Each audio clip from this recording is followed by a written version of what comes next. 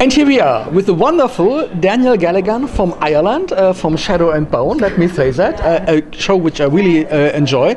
And I know it has very much of German fans, but now we are here at the European Shooting Stars. So how is it for you? I mean, you have made so many things, but now you are Shooting Stars. So how is it for you being here?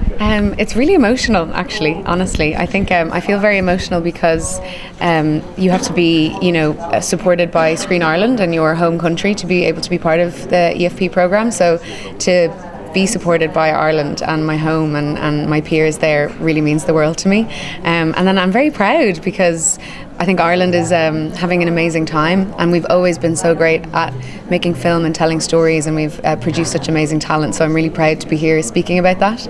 And then it's exciting and very inspiring because we're meeting lots of amazing filmmakers like Danny Stanovich and brilliant casting directors, and the other shooting stars are so talented and they're so kind and generous, and it's made me very excited for the future, for what I see them making in the future, for what I might make in the future. So yeah, it's great. What would you say? What are the chances for you as a young actress?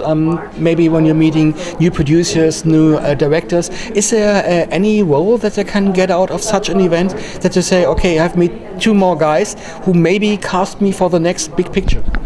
Yeah, I think there's an element of that, but what I've more been thinking is why we make things. We had a great conversation with Danny Stanovich yesterday, and he took us through his journey. His first film, No Man's Land, was nominated for every award possible, and then he was speaking about working in the war and needing to make films then about art, and he seems so sure of himself and so sure of his vision and why he makes films and what he wants to make, and he doesn't give what anyone thinks, and I found myself thinking, God, why do I do this? Why do I make things? And I think that's a really interesting place to be. So I'm more thinking about why I do this and what I want to do next and why I want to tell stories and why it's important. So that's kind of more what I've been thinking of. And then if I meet someone along the way who casts me in something, that's great too. But yeah.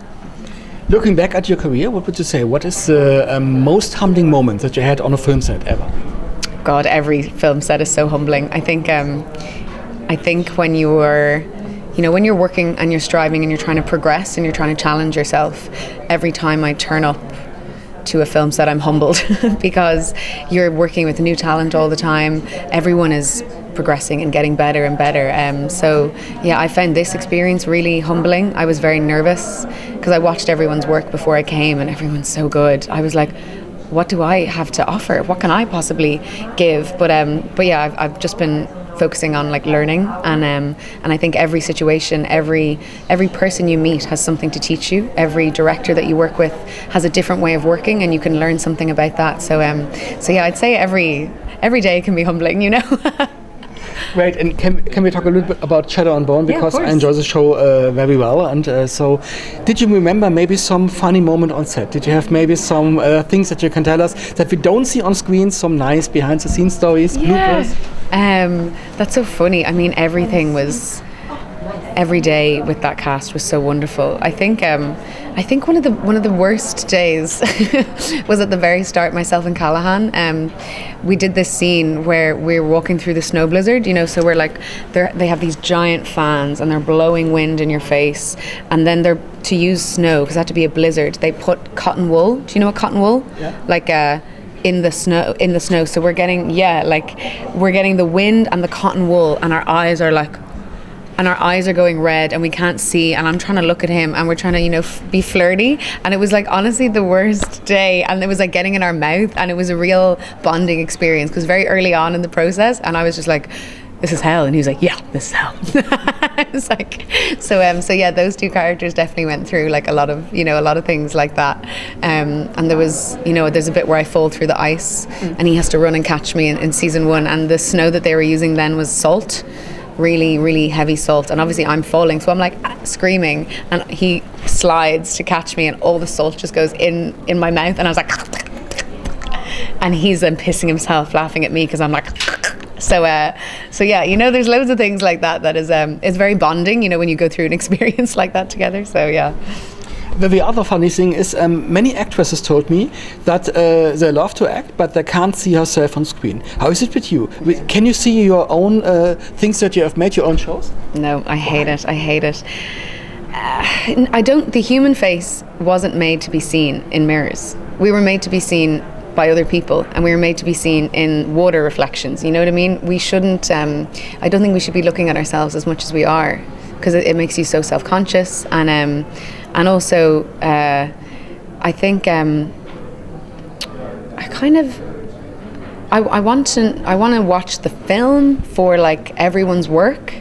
But I think you have to surrender a little bit to your director and to everyone else. And I think if you're thinking too much about, it can make you very self-conscious of what you look like. And I think women are held to a very high standards in terms of beauty and stuff in the industry. So I try just not to focus on that really at all, because I want to be in the moment with you, as opposed to thinking where my light is, So, but no, I find it it's hard. And also your face is shown to you backwards, so it's just really confronting. Yeah, sorry. So you would say that nobody have, or if you would have a time machine, would you maybe do your best to keep that the mirrors are never been invented, or keep that the mirrors hadn't been invented? Yeah, that nobody knows what a mirror is. I think it would be really interesting. I think so. I think it would be amazing, because then it doesn't matter what I look like to myself. Like, your beauty comes from, how other people see you. Yeah. And yeah, I think that would be great. Like, imagine just not having to worry about it. It would be amazing. But then if we didn't have mirrors, we wouldn't have cameras, and we wouldn't have camera obscura. We wouldn't have other things. So yeah, I don't know. Yeah. If we could keep filmmaking, but no mirrors, great. Cool. And my last question is, what is your next project? Did you have maybe some new things coming up? Yeah, I have a lovely Irish film called Spilt Milk, which is coming out in Irish cinemas on the 20th of March, and then we'll be getting other releases, so hopefully we'll come to Berlin. But it's a film about the heroin epidemic in Ireland and Dublin in the 1980s, and Cara Loftus wrote the script, and she did a beautiful job of telling a very dark story through the eyes of a child. It's about a young boy whose older brother goes missing, and he thinks he's a detective, so he goes on a detective journey to try and find his older brother. And at the time, the Irish government really kind of abandoned that group of people. They decided that the drugs were a working class problem. That's a them problem. We're not going to help them. So a lot of parents and women banded together to drive the drug dealers out of the flats. So it's a really amazing story of Irish people kind of rising up and for the sake of their community and for the good of their children. So yeah, I think it's a beautiful story, and I hope that it resonates with people. Great. Thank you very much. Thank you so much. Lovely to see you again. And I'll see you in Star Theory. 2 weeks, yeah. Yeah, 2 weeks. Amazing. Thank you so much.